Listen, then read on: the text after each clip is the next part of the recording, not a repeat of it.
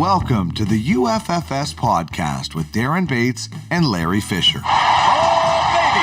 Shining a spotlight on the most realistic fantasy sports platform ever. If it happens in Ultimate Franchise Fantasy Sports, you'll find out here. UFFS, you own the game.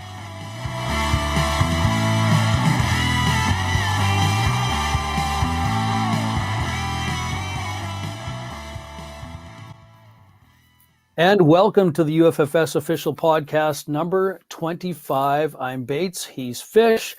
It's our silver anniversary, Fish. It's almost like I feel like I should ask you for a dance or something. It'd be kind of weird, but hey, you know, anything's possible. This is a big celebration. It's a big day. Yeah, lots to celebrate today. Obviously, like I said, silver anniversary, 25th episode of the UFFS podcast. But for yourself, Darren, you're a father. It's also Father's Day, so big happy Father's Day to Darren and all the fathers within the UFFS community.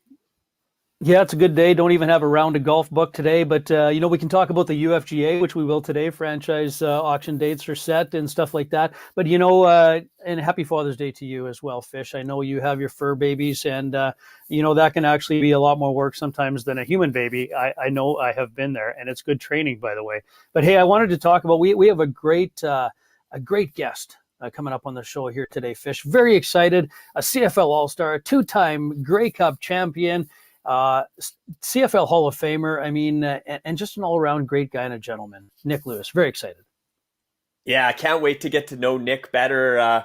You know, from the roots, right? How he ended up in Canada and how he became the entertainer that he was. And you know, I'm sure part of that was an act, but it'll be interesting to pick his brain and see, you know, how he was as a person, how he was as a player, and how it all came to be. And then not only that, how his new venture took off with AO Sports and how that came to be. So great to the life and times of Nik Lewis. Can't wait to learn more. And like I said, he's such an engaging, interesting guy. It's going to be great to pick Nik's brain and really just have him be part of the UFFS community as well. Pick his brain, we will, and I'm sure he won't mind his brain being picked because he's got a lot of great information. He's a great guy to talk to, so looking forward to that. Saw the one-headed catch against, of course, my Saskatchewan Roughriders up on the screen. Another one of those things that makes me see red, but, you know, Nik's just a great guy. So we talked about the UFGA. We'll talk about that later. The UFAFL auctions also. Big scout announcement. I know you guys covered that off in the UFHL now, but this is really cool news. The Ultimate Roundtable, the first inaugural, happened. So we'll talk a little bit about that because I love the show. I thought it was great. And the new Ultimate Roundtable episode number 2 and what we're looking for there. All that and more. And Nik Lewis coming up right after this. Time for a quick lineup change, but Bates and Fish will be back right away with today's guest.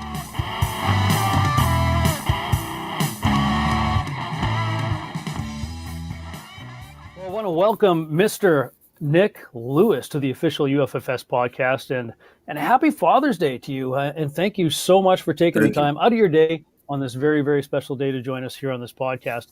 I got to tell you, Nik, you know, what I'm wondering is how does a CFL All-Star, how do you handle or spend your Father's Day? And I don't know if your family's with you because I understand, I think you're in Texas right now, but I don't know, typically, even if it's not today, but other Father's Day or special days like this, what do you do? Do you get into a little scrimmage match on the front yard, a little game of catch? Do you invite everybody to pile on you, as I'm sure you've experienced in your history, or how does this work for a guy like you?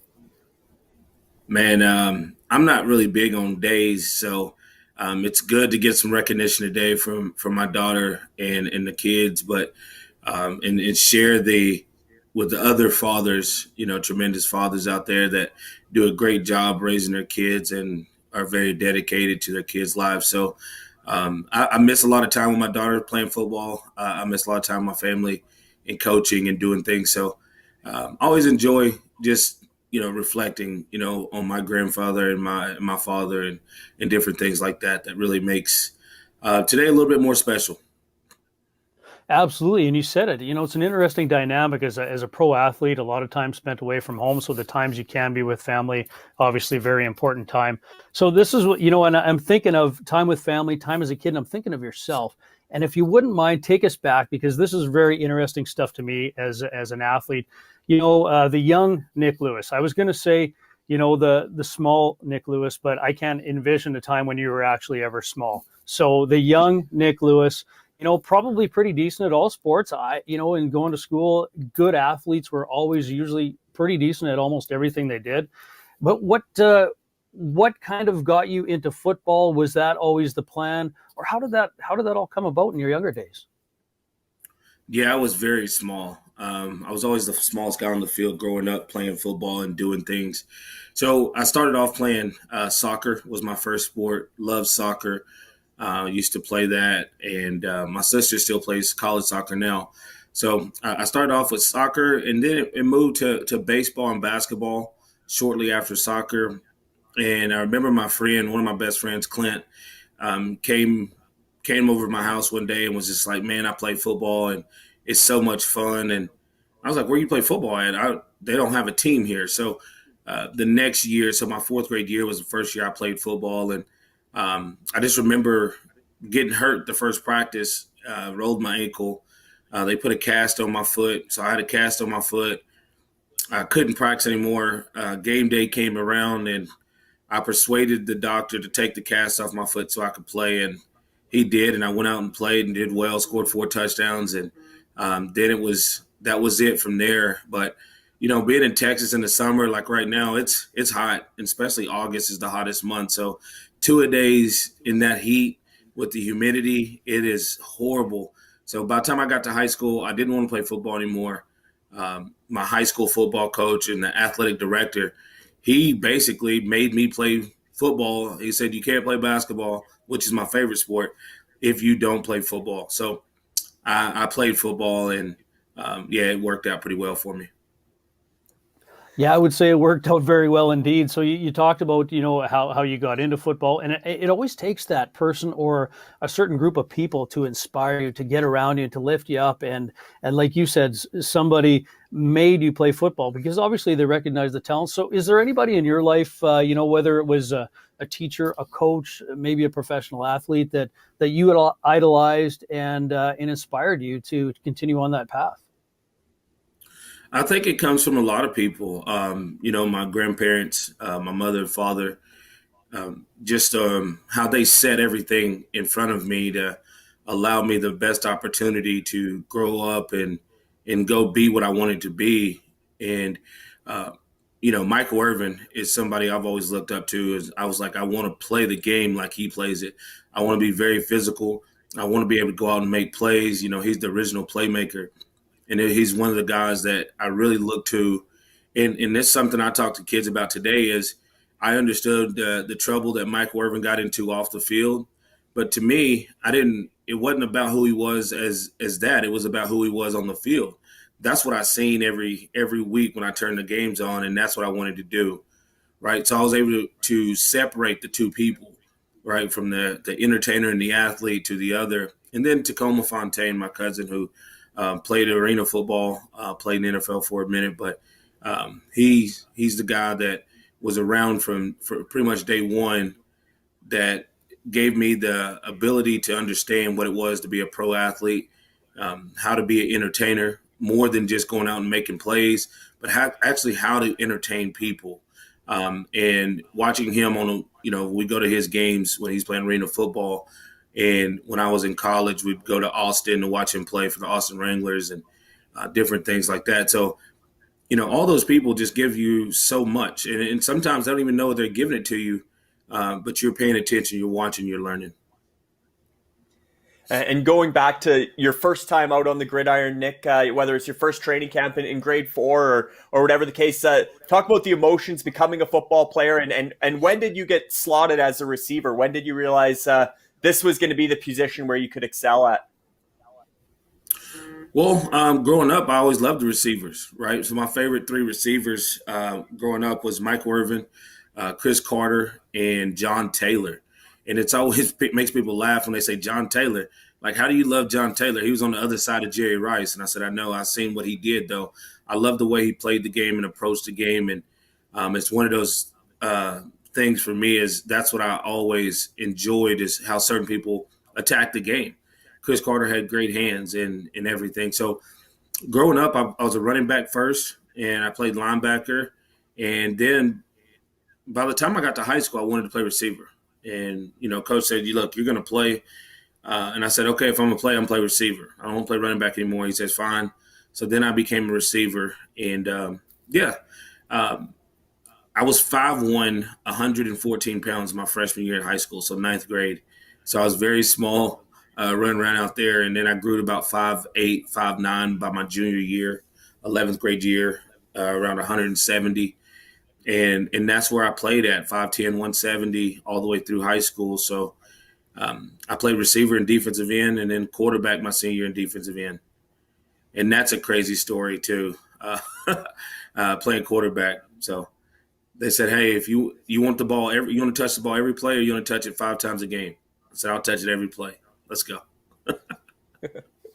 That's awesome. Especially, like I said, being the playmaker and idolizing those guys. Like I said, John Taylor, Chris Carter, kind of consummate professional type guys. But obviously Michael Irwin, a playmaker. And then you have guys, Jerry Rice, a playmaker. And then you have guys kind of more in your generation too, like guys like Randy Moss and Terrell Owens and Ocho Cinco, Chad Johnson. But talk about, where did that come from? The real swagger, the flamboyant side, because you are an entertainer and that's what you're known for. That's why you were such a fan favorite in the CFL, is because you played with that swagger and that chip on your shoulder, but you were an entertainer as much as you were an athlete. Where did that come from? Is that just natural to your personality, or is that really watching those guys that did it in the NFL and your idols growing up and trying to make that part of your game? Well, I think for the most part, Tacoma Fontaine, one, but two, I was a huge WWE fan. So I used to watch it, and they call it curtain to curtain, like you put on that image and everything. So going through my career, they called me the Candy Man in college because I used to have airheads in my socks. So when I score, I pull an airhead out and rip open the package and eat it in the end zones and stuff like that. So it was really cool to be able to do cool things like that and to be able to go out and entertain people, right? At the end of the day, people play their hard-earned money like to come watch you play. So you have to be more than just a really good football player. You have to entertain them. And so for me, seeing the WWE, going through everything that they did, putting on a show, I wanted to be that, right? I knew to be the champion, you had to be the most hated or the most loved. So when I walked in other people's stadiums from the CFL, my first thought in my head was, I want everybody in the stadium to know who I am. So then, if you remember my rookie year, there was Geronimo Jones, right? Geronimo Jones was the guy, he did interviews, he talked, he was on the field, and he was the one that really set everything in motion. And then when certain things would happen through my career, I would create a new alter ego. When we got Tom Higgins, Higgins didn't really like me too much. He thought I talked too much. So I created Simon Sleepwalker, which I felt like I was sleepwalking through that season. We were losing. We wasn't doing very well. It was one of my, I think, only 2 losing seasons as a Stampeder. It was one of them. And, it was so just creating these different alter egos that had a character that goes along with them that I can go out and play to the crowd, right? When I got a first down and I knew I was coming to Sask and I knew they hated my first down celebration, that year I made a different sport celebration. So whether it was being a pitcher and I'm pitching, rocking forward through the first down, or I'm bowling a first down. So it's just coming up with all those different things from different sports that just pulls at the crowd just a little bit more, makes that person say, that's why I really hate that guy, right? Or if we're in Calgary, that's why I really love that guy, right? So it was so much more than just catching the football and doing that. I wanted to really put on a show for the people that came to watch. And, it's easy to sit at home and watch the game, but when you can be a fan and you can come to the game, you can enjoy the atmosphere and just appreciate the talent. I think that's where, I know that's where it becomes something special. So that's what I always wanted to be. Man, Nick, I'm looking at the screen right now, and you can see, your stats, just over 1,000 yards, total receptions, reception leader in the CFL, almost 14,000 yards, 71 touchdowns. That's a lengthy career. Number one, that's huge to play that long. I think 15 years, correct me if I'm wrong, in football is extraordinary. Yeah. 14 years. That's an extraordinary long time for a pro athlete in the game of football. And congratulations, obviously, 2021 CFL Hall of Fame inductee. Well deserved, and many congratulations on that. How tell us what that Hall of Fame induction means to you.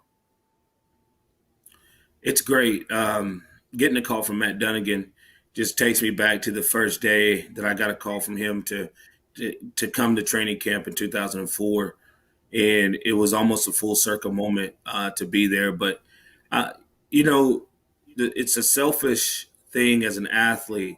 You got to dedicate yourself to the sport. You have to dedicate yourself to working out. You leave home for 6 months, sometimes longer. You have to be selfish in your pursuit of all these different goals.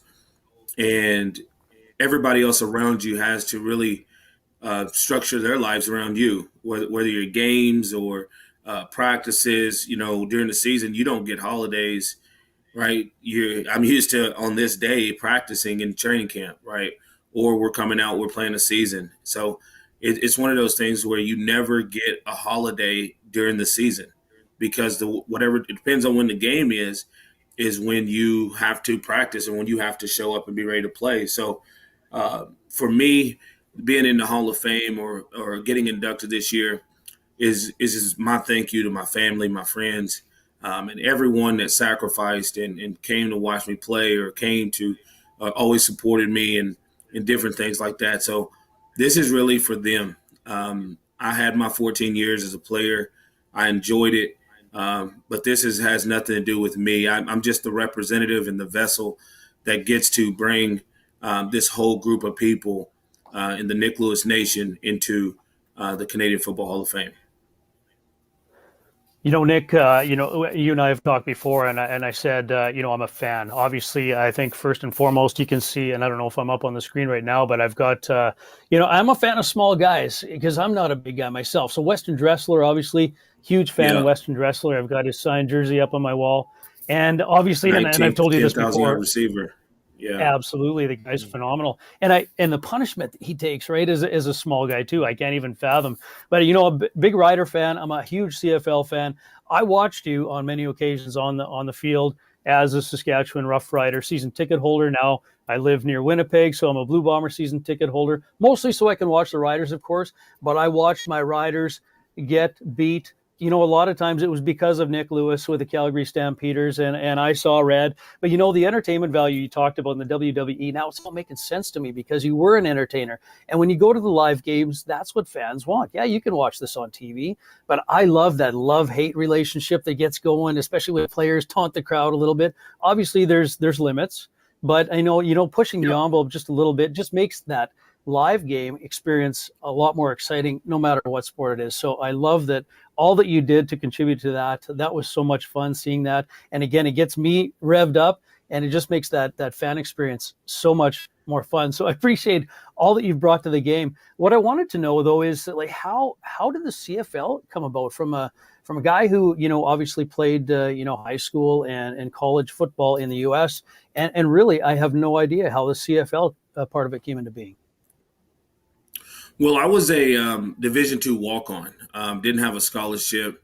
And the interesting part was I played in a high school football all-star game called the Oil Bowl in Childress, Texas. And I got into that as a receiver, even though I played quarterback my senior year.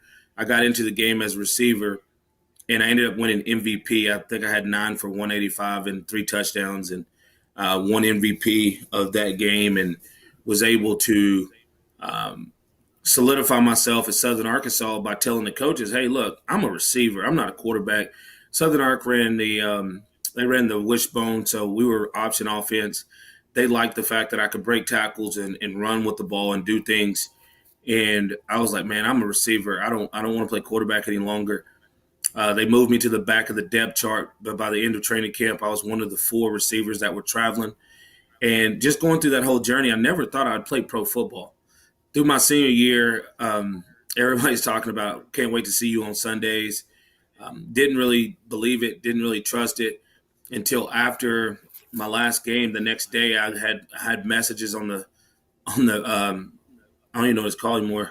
What is that? The answering machine on your phone back in the day. So I had messages from agents that wanted me to come in, and was talking to one where I really liked what they did. They represented Tim Montgomery, Marion Jones in track. They had some baseball guys. They didn't have football. They wanted to go towards football. They're bringing a guy in to help them go into football. He had represented, or he currently represented, a couple NFL players that were starting in the NFL. And, so we were on that path. I ended up signing with that agency, and I was projected 5th-round pick to the Packers to replace Chapman to be their punt returner. Because in college, my senior year, I averaged 21.9 yards a punt return. I was a great punt returner. I was going to be a slot receiver. And, everything was great. So I hung out with Donald Driver at the Super Bowl and Alonzo Highsmith, who was their scout. I thought everything was going in that direction there in Houston. And, 2 weeks for the draft, the guy that was doing the football stuff got fired from my agency. And I never heard anything else from Highsmith or never heard anything else from the Packers. So I don't know what happened, how it fell apart, but it did. And once that happened, I got the call to go to Arena 2 football, where they make $200 a week, and went and did a workout. Fortunately, John Jenkins was the head coach there, and just went to Calgary the coming season to be the offensive coordinator for Matt Dunnigan. And Flipper Anderson was the coach now, and was the OC when Jenkins was there. And went through a practice. He wanted me to start that weekend. I said, hey, I got to work out for the Stamps. He was like, John Jenkins just left to go be the OC there. So I believe he put in a phone call, because out of the 150-something players at that camp, I was the only one to get an invite to training camp. So I truly believe going to that workout paid a benefit in the back end, because if an NFL receiver like Flipper Anderson can validate you and do that, then I think that really helped play in my favor. And, coming to Canada was it was good. I worked out for Montreal the following week. They had no interest in me whatsoever. So it was you never know what they're looking for, right? And I found that crack in the wall. I got an opportunity, and I just made the best of it. And especially hitting the ground running in the CFL, being the rookie of the year in your first season. Talk about just adjusting to life in Canada on and off the field, but to have that initial success be rookie of the year, which really set you up for the next 14 seasons.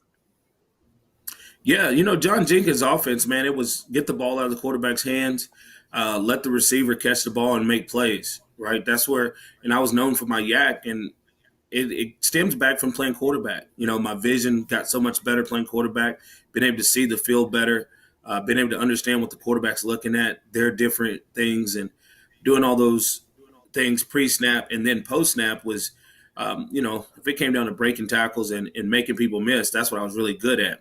And I love that. And playing in that option offense in college, the safety is going to come downhill to take out the pitch man. And that's where I come back and crack back on safeties and things. So everything that I'd been through was help mold who I was on the field on a consistent basis in football, right? So the quarterback played a tremendous aspect of that. And then just go out there and catch the ball. I could always catch the ball. I had big hands, so made it very simple to go out there and catch and run. So, yeah, man, it was great. It was great. It was obviously it was something that you didn't know about. Like, I remember, I still can hear in my head right now during training camp, being a rookie, and they say starters in the huddle, and I'd run and get in the huddle, and Andre Arlane would just tell me, get out of the huddle, rookie, right? And then they would have to take me out. And then one day they didn't take me out anymore. And I remember being able to start the first preseason game. I believe it was against Winnipeg in Calgary, and having, 70-something yards in that. And I remember doing the interview before the game, sitting on the sidelines in a chair, and they're asking me, "Are you nervous about the game?" I said, "I've been doing this my life," and I was very confident in what I could do. I was very confident in being able to go out there and execute, and I was just ready to go have fun. Right on, and obviously having fun. The CFL has, as we talked about earlier, it's allowed athletes to express themselves. It's always a debate over showboating and touchdown celebrations, and you were allowed to sort of express yourself as an athlete and be an entertainer in the CFL, and obviously you have a close connection to the CFL, having now been a Hall of Famer there, and just that league means a lot to you. So what does it mean to you to see the league getting, after missing last season, and as living in Canada, it was such a void up here not having the CFL, but to have a schedule, have it back this season, and to hopefully see it kick off and get back to where it was. What does that mean to you now as a CFL fan? Man, I love the fact that it's back, and it's going to help people so much because, right now there's so much negativity with politics and with injustice going on through the world. And I'm not saying just take your eyes away from it, but it's good to focus on some things that can help bring people together and not just everything that's going to divide people. And so having sports back is a great way to do that. Hearing that Calgary is going to be completely open after July 1st and no mask mandate, nothing, and they're going to just open up. It's really exciting. It's really a great time for people to have sports back in Canada so they can be a part of it, put smiles on the face. You wake up, that first week that, in August where that game's going to be on that Thursday or Friday, you already know what your feeling is going to be that whole week. You're going to have a positive mindset. The most important thing is, as a fan, is I'm going to be able to watch this game. I'm going to be able to see this, and it's going to bring so much joy and happiness. And I've been reading a book called The Winner Effect, and one of the biggest things that I've learned in there is, even as a fan, they've taken people's testosterone levels before the game and after, and you'd be amazed how much more testosterone someone has after watching their team win, right? And that's just pure joy of what you do and your positivity towards that team. And so I'm looking forward to seeing these great athletes get back on the field and compete. Man, it's been so long since I've seen Brian Burnham make a great catch, right? And it's going to happen. It's just like, okay, what game's it going to be? So I'm looking forward to being a supporter of the CFL, supporting the guys and being able to help them in any way that I can from a financial standpoint to get them back to where they were, if not a better place. Nick, you're such a positive person. I've talked to you a couple of times before, and that's what I really appreciate about you. You have great ideas. You're always looking, you're thinking outside the box. But you talk about this testosterone. You just brought back a memory that I've had to shelve for a year and a half with no CFL. So I am prepared to get on the Bomber fan bus that I take to the games, wearing green, and it's usually Western dresser, which really actually confused the Bomber fans there in the last few years because they really didn't know what to say because, of course, he went to Winnipeg there for a brief period. They started to say something, then they kind of didn't really know what to do. But I do take my beatings on that bus. I wear green to the games, whether or not the Riders are playing in Winnipeg. And I think I need a shot of that testosterone probably before I get on the bus. But what I wanted to get at was, I felt bad with no season for the players.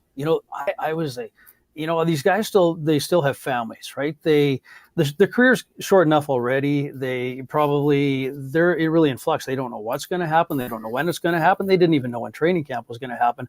And so we talk about the players and giving back to the players. And this is a great segue into your new your new thing with AO Sports, athlete owned, or what we say, AO. I think that's how you do it. I don't know if I got that right, Nick. But yeah, you can correct me on that. But we want to certainly finish off this interview in learning all about AO Sports. I see you're wearing the shirt. We have a partnership with you guys along with UFFS. But tell us first and foremost just about AO Sports, the premise, the concept, and what's going on with AO Sports. Yeah, and just to touch on what you were talking about the guys that miss. I look at Charleston Hughes being 28 sacks from the all-time record, missing a season now. He's going to have to play until 39 or 40 to be able to break that record. And it's something that's tremendously hard already, but it's something that he's going to want to go for. And a guy like John Bowman, who missed his last season, was slated to play last year. And then this year he's not back with the team, and now he's done playing football. And it comes so quick. And he was 24 sacks from breaking the all-time record. So you see those different things from people like that. A couple people have retired. Delvin Breaux, another great player in the CFL, has retired now. So just seeing all those things like that, it makes me sad that they had to end their career like that. But AO Sports, man, athlete-owned, is about taking back. Athletes taking back their voices, being able to come out, create content that fans want to see. We're going to be fan engaging, putting on fan sports dream trips, being able to, I was talking to a guy yesterday, and he was like, man, this is the decentralization of content. And I was like, that's a perfect way to explain it.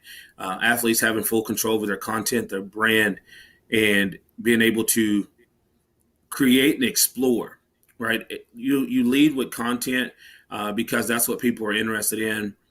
And now you're going to be able to see how certain people go through their work weeks, how they do everything that they do, why they are the way they are, and so many other things, from documentaries and reality shows, and from leadership boot camps and mentorship programs. And if you want to learn how to run routes from me, or, I've trained kids for 14 years now. I was training a group of kids in Regina all through the snow.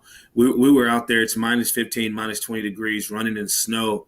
And it's something I love and I enjoy doing. I have a running back at Alabama, a receiver at Utah, and a defensive end linebacker at Northwestern. So I've trained all kinds of positions. I've done everything on that side of things. So I'm just looking forward to having one central hub for all athletes and all sports fans, right? No matter what fan your sport, your sports of choice, but we're going to have everything. I'm really excited about this brother-sister combination, number 12 and 13th in the world in racquetball. And now they're about to start their journey to get on the U.S. national team. And we're going to be able to see their journey and how they're doing and how they're progressing, but also understanding more about racquetball. So it's not just the major sports, it's everybody in here. And talking to UDL, the Universal Domino League, right, where dominoes is going to be like poker, right? I've seen dominoes played in the backyard at every function that my family's ever had. Sometimes my dad and my cousin, they'll put up the domino table in the living room while they're watching sports and just start playing. So it's something that's going to bring so much positivity towards the interaction between fans and athletes. And then fans are going to get to experience so much more. So it's going to be great. I love it. And, the synergy with UFFS, it's just, all sports, you talk about all sports. We've had conversations about lawn bowling, for goodness sakes, with UFFS, surfing, sports we haven't even thought of in different countries that we've never heard of, because you only think about usually where you grew up, your own backyard. You don't think about different cultures and different countries. But I want to also understand this on the AO Sports standpoint. So this is going to be content kind of like, would you call it a Netflix type sports only channel, where athletes actually have the chance to make some income back as a result of this? This is my understanding. Yes. Yeah. So it's exclusive. So athletes are not able to just post on there. It's not Instagram and Twitter and Facebook type content. It goes a little bit deeper than that. And we want high quality content that we're able to do some editing and different things. So video cast, podcast, game day shows. So we'll have our own CFL. I have my show, the First Down Factory, that'll be coming out as well, probably at the end of July. We'll see the First Down Factory for the first time, which is going to prep you for the season. It'll be a weekly show where we've been able to do that. And I'm so excited about that opportunity to do the First Down Factory, something I was going to do last year. So you're going to get the athletes owning the shows instead of ESPN or TSN or Fox Sports and Sportsnet. So instead of them being the owners of the show, it's going to be the content creator or the athlete that's now the owner of the show. And then they're just choosing to distribute that show through AO Sports. and they will be financially good, stable, with bringing their following over to the AO Sports platform.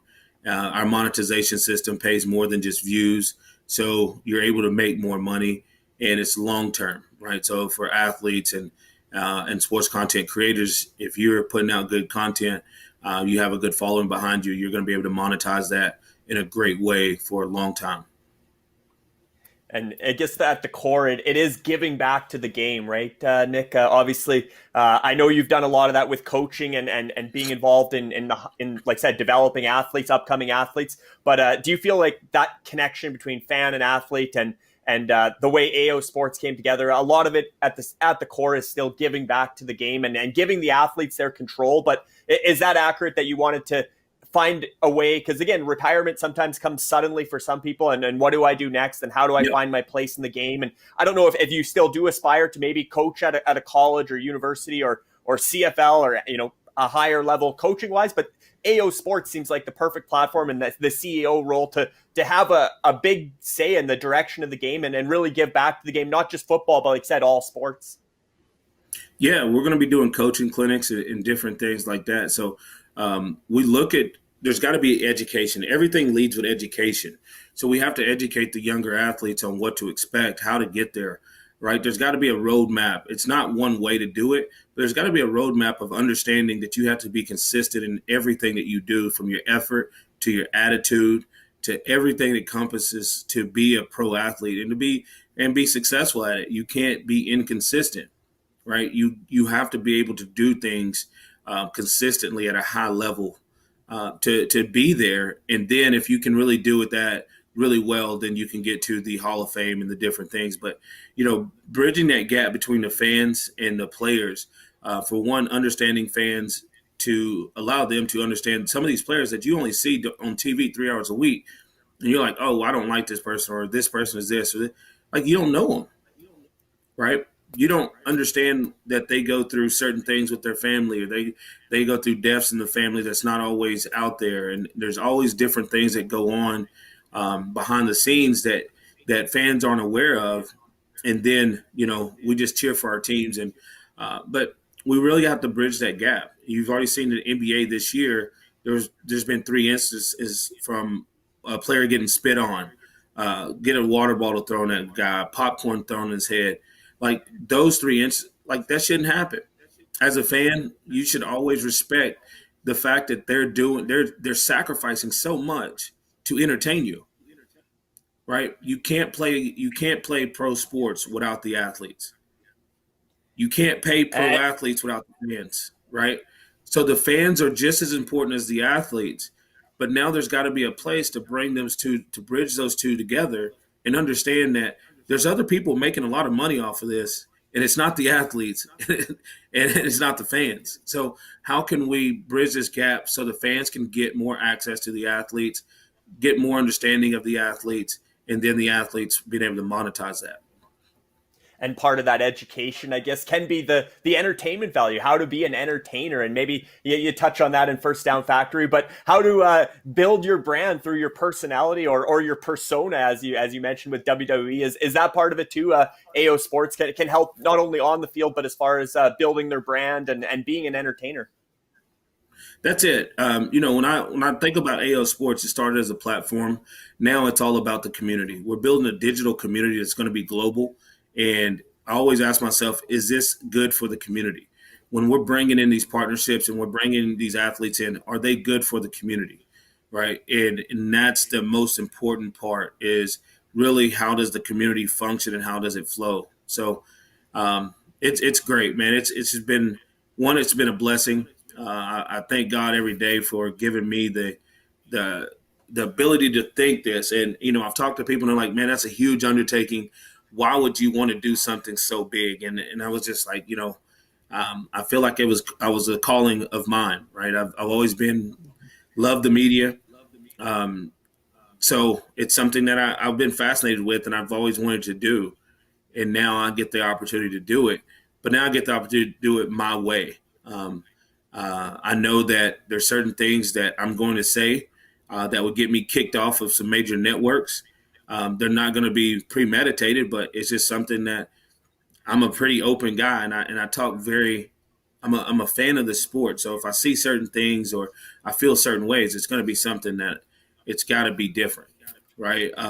Another thing I'm creating is called the Fan Cave, where you're going to be able to watch the CFL game on your computer, on your phone, with a group of CFL players, right? So you're going to be able to come into the Fan Cave and watch the game, one game each week with a group of people, and we're going to be asking questions and talking about certain situations in the game and different things like that. So you get a different perspective of actually watching the game. I've live tweeted games a lot over my career. So now instead of live tweeting, I'm able to do that in the Fan Cave, right? We can do all kinds of different things in the Fan Cave, from polls and engagement. We're giving away prizes and different things as well. So it's just another fun way to interact with fans and enjoy what we're doing. Nick, we heard the time, warning a little while ago, but I thought, for goodness sakes, we got Nik Lewis on the show, so I'm not too concerned about, going over time today. But we do have to, consider, the rest of the show on a bit of time limitations. And we also are going to be talking more in the future with the synergies with UFFS and AO Sports and all the great things that you guys are doing, bringing, the power back to the athlete, as you would say. And that's the UFFS's vision as well. And, I'm going to leave you with this thought, and we could talk about this all day long, but just the fact of, fans are always, fans of the athletes. But what I see with the synergy at AO Sports and UFFS is actually athletes also becoming fans of the fans, if that makes any sense at all, with this whole NFT stuff and cheering, for the franchise owner that has ownership of the NFT, which is going to translate value to the athlete as well as the franchise owner. There's just so much to talk about. There's so many exciting things in the future. And as we say, exciting times ahead, as we say in the UFFS. And I want to thank you so much for your time today on the show. And I'm going to end with Ayo! And maybe I'll get that better or louder. There it goes. Ayo. Come on, Fish. You got to do it. Let's hear it, Fish. Ayo! There we go. It just makes you feel so good, doesn't it? When you do it, you just feel good. I just feel like I drank a whole case of Red Bull right now. That's how I feel after doing that. Yeah, I'm going to do it all day long. Thank you so much, Nik. And we'll be sure to touch base again on another podcast in the future. Thank you. Okay, so coming up, we are going to finish off with a whole bunch of different stuff that's happening in the UFFS stratosphere, the ecosystem. Fish and I got to talk about some franchise auctions coming up in the UFAFL, of course, the UFGA, and the pro versus rookie, UFHL, NFL playoff pool, which I think we have a very tight race. I know nothing. Pro knows it all. Rookie might come out ahead. We'll see what happens. And all that is coming up right after this. This is the UFFS Podcast, Ultimate Franchise Fantasy Sports, where you own the game.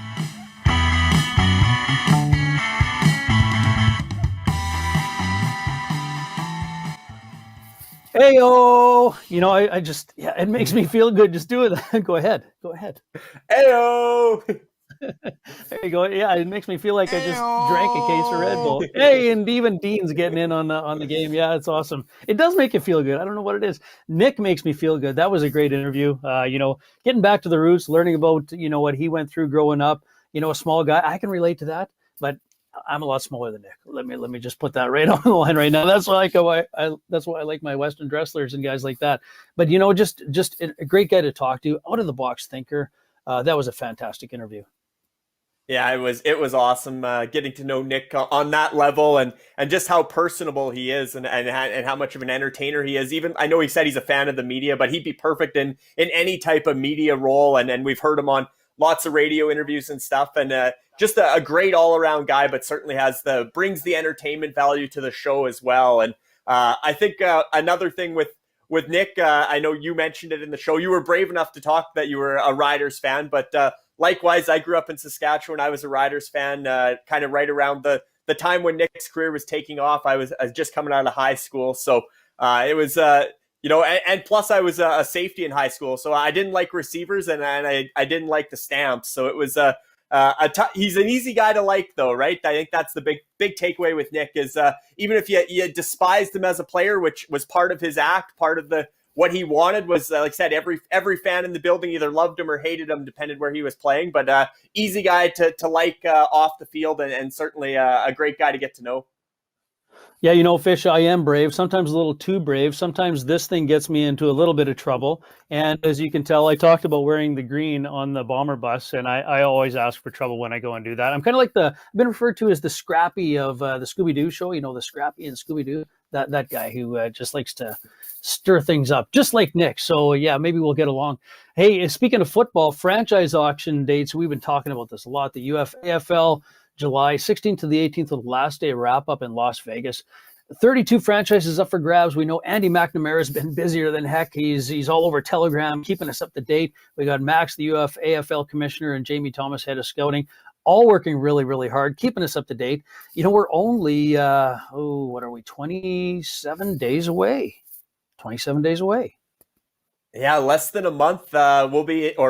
Those boys will be in Vegas along with the AO Sports, Nick and the guys putting on the UFAFL franchise auctions from July 16th to July 18th, obviously closing on Sunday, July 18th, fitting for the football schedule is always big on a Sunday, and they're doing the 2-minute countdown to the end of the auction and resetting with extensions, and just the way that the whole UFAFL franchise auctions are coming together, and the fact it is going to be a live production with AO Sports. I think this is going to take everything to the next level when I mean, that's not the official kickoff. The kickoff's in September when the gameplay starts, but the franchise auctions is what's really going to take UFFS to the next level through thanks to the UFAFL. Yeah, great work, and more details to come there, of course. It's going to be exciting, and it's going to be innovative, and it's going to be something that has never been seen before. Also talking about the UFGA, the franchise auction, some of the details have been announced. August 8th is the date. 25 franchises up for grabs, 8 players per franchise. New concept. This is an individual sport, it's not a team sport, so it's going to be kind of different. We're going to make our teams and have individual players put on those franchises. So I think this is going to be very innovative and exciting. And I'm actually, I shouldn't say I'm surprised. There's some definite interest from people already in the UFFS community wanting to purchase a golf franchise. So I'm looking forward to this one as well. Obviously, maybe not as big as football, but it might get to be there. Yeah, and what a great time to talk about the UFGA as well. The final round of the US Open is playing out right now as we speak. And certainly I think the interest in dynasty franchise golf is something that's never really been done. A lot of golf pools, like we're doing, week to week pools with the UFGA, just fun contests. There's a lot of I guess you could call it fantasy golf that way, and betting's big in golf and stuff like that on individual events. But to actually draft a roster of, like I said, 8 golfers and have that as your dynasty franchise that carries over from one season to the next or 1 year to the next, and really build out your franchise. And golf is going to have branding as well. These franchises are going to have names, they're going to have logos, they're going to have, and they're going to have scouts working for them and well, maybe not affiliating with scouts, but there certainly is going to be a scouting aspect to golf. There's going to be scouts out there finding the next Tiger Woods, the next Dustin Johnson, all the rest, and bringing them up to the UFGA, developing them, and eventually auctioning them or selling them to the franchises. And it's going to work much the same as the UFHL, as the UFAFL, but for golf, which, like you said, is going to be on a whole new level of fantasy golf. Yeah, I'm looking forward to this one. Hey, I don't know if you know this, Fish, but we have those weekly contests in the UFGA, those simple little contests. You pick a couple of golfers, you pick a golfer, and you pick 3, I guess, for each major, on the Pro Tour.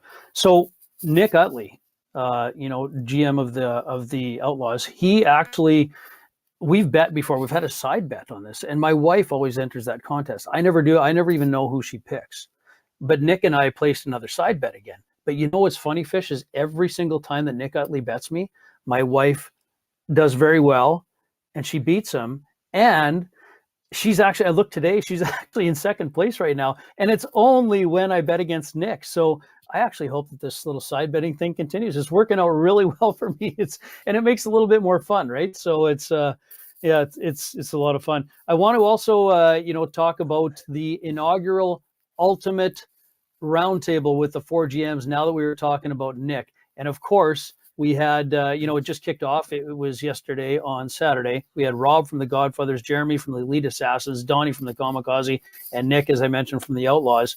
That was a great show. Great, production by Dean Millard, who's, producing our show here today. Great moderation there as well. And I'm looking forward to more of these. That was just a great show. Yeah, I truly enjoyed it. I couldn't wait for it to come out because I wasn't, usually I'm the insider. I get to see the shows as they're filmed or as they're recorded, and I know what's coming. I know the topics. This was one of the shows where I could actually sit back and watch and enjoy, and everything was new to me. And I really thought all four GMs represented their franchises terrifically. Obviously, Jeremy Latta with the Assassins, Rob Conte with the Godfathers, Donnie Talk, who's one of the OGs, was with Rock Republic originally as their GM, bought his own franchise with Kamikaze. But to get to know Donnie a bit, he's been a big personality in the Telegram groups. Going back, predates me in the UFHL. I came on last June. Donnie was already one of the big GMs at the time there. So great to get to know Donnie a bit. And then Nick Utley, and he's fairly new or newer to the UFHL. This is his first season with the Outlaws, but he's got a great personality, and it really came out on the Ultimate Roundtable. He had a lot of insight and some good answers there. And you mentioned the golf and the betting, and I'm just hoping Nick doesn't want to put any money on more. He might try to win back some of that score coin or some of that betting that he's losing to you, because believe it or not, Nick's actually coming up to Kelowna next weekend, and we're going to try and play a round of golf. And I haven't met Nick in real life. It'll be a new encounter, but it's great to get out and meet and obviously play golf with the UFFS community as well. And so Nick's new to me, and it'll be great to get to know him better in person over a round of golf. But I haven't swung a club yet this year, Darren, and Nick's an active golfer, so I'll be pretty careful. It'll be the pro versus the rookie, and I'll be the rookie in that case. So hopefully we won't be putting anything more than drinks on the line. Well, I might have jinxed it in actually talking about our little side bet in the UFGA contest. So, you actually had me thinking, my mind was racing thinking, well, I should take my potential winnings from this and put it on your golf game. But now I have a little bit of insight. I need to think about this one. What I liked about on the round table is, of course, got some Brad Marchand shout outs. My feelings on Brad Marchand, another small guy, like the small guys, right? Jeremy and Rob talking about them. Rob, of course, had the merchandise. He had the Godfather's cup and logo in the background, which was really cool. And what was best is putting faces to the names and the personalities to them. You get that a little bit in Telegram to a certain extent, but it's not the same as seeing it on video and seeing opinions shared around the roundtable. That's what I like about the show. We've got, this is going to be a monthly installment, and if it works out well, which I think it will, we might even, go more frequent than just monthly. The next one coming up is going to be, I've already put the announcement in the Telegram chats. We're looking for invitees for scouts. And if July 15th at 9 p.m. Eastern time is a recording time that works for any scouts, would love to hear from you. You can DM me, or you can send me an email at darren.ufsn@uffsports.com. And again, I think it's going to be another great show. So looking forward to that one. We should, when we're talking about scouts, speaking of scouts, I know you guys covered this in the UFHL now, but, a couple of big things went down this last couple of weeks in the scouting world in the UFFS ecosystem there. Yeah, we have some big names joining the UFFS scouting world, and we have kind of all along been bringing on more and more real-world scouts, because they see this as, it is ultimately real-world scouting, because every player, every prospect has value. It's not just the, most fantasy leagues, there's only, a 20-man roster or whatever, or 15-man roster and only 20 teams or however it is. This is mirroring the real-world one-to-one all the way through. So there's a lot of incentive for real-world scouts to be able to monetize their eye for talent. And it's a pretty easy sell when you pitch it that way. And certainly got connected with Sam Costantino through obviously Dean Millard knew Sam, and Ed Palumbo from Instat connected me with Sam Costantino, and me and Sam talked hockey for 2 or 3 meetings, a few hours anyway, and really laid it out how the scouting world works in UFFS, and Sam loved it, and Sam turned around and called up his buddy Peter Lubardius and said, you can't believe what I'm doing now. I'm going to be scouting for UFF Sports, and this is so cool. And Peter wanted to set up a meeting and get to know more. And Peter, as we said, and we talked about it on UFHL now, but he is the encyclopedia of hockey knowledge. And So it was great for me to get a couple hours. It started off, we'll connect for a quick call. And I think we talked for almost 2 hours, all things hockey, junior hockey, minor hockey, NHL stuff. We missed most of a Montreal game. I think it was Montreal-Winnipeg playing at that time, but we missed most of the game because we were on the call talking, and I think we finally caught the end of the third period. But it was great to catch up with Peter, and he's a guy that I look up to who's done a lot in hockey, but certainly knowing him behind the scenes a bit, that he knows a ton about the prospects coming up as well. He's a hockey junkie. He can eat, sleeps, and breathes hockey as well as all sports. So Peter and Sam combined, joined forces, and they formed Salu Scouting. So they have an agency in UFF Sports, and they've been adding prospects almost every day since Sam got involved. And I believe they're up to 25 or 23 prospects now. So they're busy. They're scouring, because I'll be honest, Darren, the open market is pretty picked through right now. There's almost 3,600 hockey players registered, and this year's draft class and up to 2023 draft eligibles are pretty picked through. All the big names are gone, and Salu Scouting, Sam and Peter are still finding these diamonds in the rough, these hidden gems, and they actually registered a 6'6" Latvian or Danish defenseman. So they're looking all over the world, and they're finding some interesting prospects, as are the rest of our UFFS scouts. We have new scouts in Slovenia. We have a scout from Slovenia. We have a scout from Germany. The scout from Germany added 32 prospects the other day in one big swoop. So Alex Wenzel. So yeah, we certainly have a lot of new scouts from around the globe, including some big names here in North America and in Canada, and Sam Costantino and Peter Lubardius. So obviously the scouting platform, we've said this many times, is very unique to fantasy hockey. It's something that UFFS has developed, and it's great to get that global perspective on the scouting side of things, because there are hidden gems. You got to get out into the weeds. You got to go global. You got to go find these prospects, and that's exciting. Great to have some big names involved in there as well. So looking forward to, it's going to be a busy month. I'm going to have to designate this the month of scouting, I think, in the UFFS. There's a lot of things happening in the scouting world, some very important dates as well. Yeah, the July is the month of scouting. Normally it's June, because usually the NHL draft's the end of June. This year it's the end of July, or July 23rd, 24th is the NHL draft. But certainly the UFFS scouts will be releasing their final rankings on July 5th. I'll be releasing my top 64 for the futures auction on July 12th. We hope to do a mock draft for the NHL, as well as possibly the UFHL for July 19th, and then that we have the expansion draft is in there, obviously, for the franchises. Their deadline to submit protected lists is July 17th. The Bentley Jacks actual draft live event will be likely July 21st or July 22nd, depending how that works out. And then obviously the entry auction on the July 24th, and followed by the futures auction on July 25th. And then right away on July 26th, those 64 prospects will be auctioned off for 2024 eligible. So mostly the 2006 born prospects. And then the rest after that top 64 go to the open market. And the open market's going to be very busy on July 26th, and to close out the month of July into August, because a lot of these scouts, as much as they're watching the kids that are close to the teenagers that are close to the NHL, they're also watching these or researching these teenagers that are 14, 15 years old and are going to be the next wave, those hidden gems you talk about, Darren. As I always say, the real scouting happens on the open market. So as soon as that futures auction's over, the scouts are going to be busy trying to scoop up all the guys I missed in my top 64. Well, I know you'll be keeping us up to date, as you always do, in Telegram, on the website, and of course, what is not there will be covered off in the UFHL. Now, of course, we're into baseball season. It's hard to believe, but we almost got to stop thinking about hockey. You got to talk about baseball. I know Dean Millard is all over that with Full Count Baseball, another great podcast on the UFSN network. And I just want to finish. We don't have to talk about it a lot, but we got to talk about this pro versus rookie contest. We got the UFHL NFL playoff pool. I think we're very close, Fish. I have to say, though, I feel like I'm sunk. I picked Vegas over Montreal, but I don't know what the heck Marc-Andre Fleury was doing. I just went, I'm done. I don't know. But I do have some bonus points coming if the Ice Vikings do manage to pull it off in the UFHL, but that's all I have going for me. Yeah, and the only one I can bring up there, Darren, is we actually went the same right across the board. We both picked Vegas and Tampa Bay, and we both picked Red Army.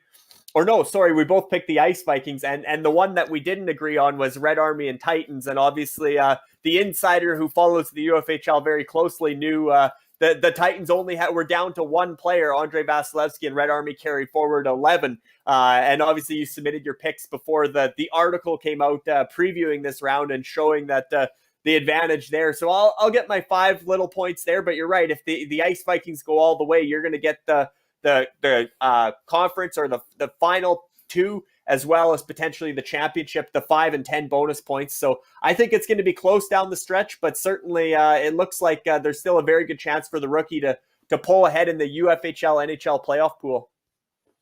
Absolutely, but so looking forward to inscribing a whole host of new names, a new franchise owner name, and a new team name as well on the Klein Cup, which is in the hands right now of the inscriber. We're just waiting to find out who's going to take this thing home and hopefully get some celebratory pictures and everything else that goes along with it. It's a new year. It's a new era.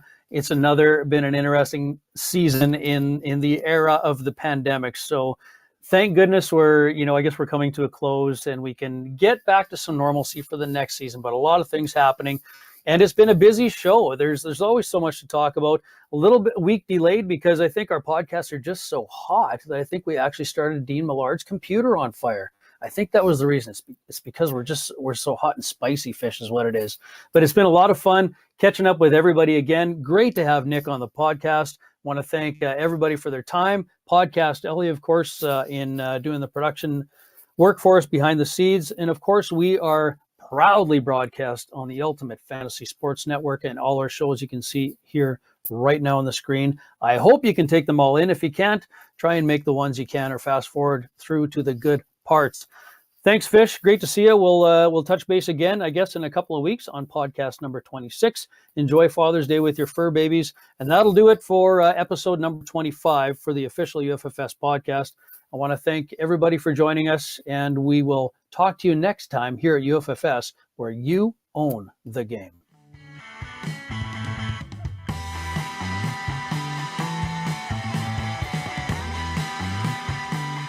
This has been the UFFS Podcast with Darren Bates and Larry Fisher. Get in the game where you own the game at www.uffsports.com.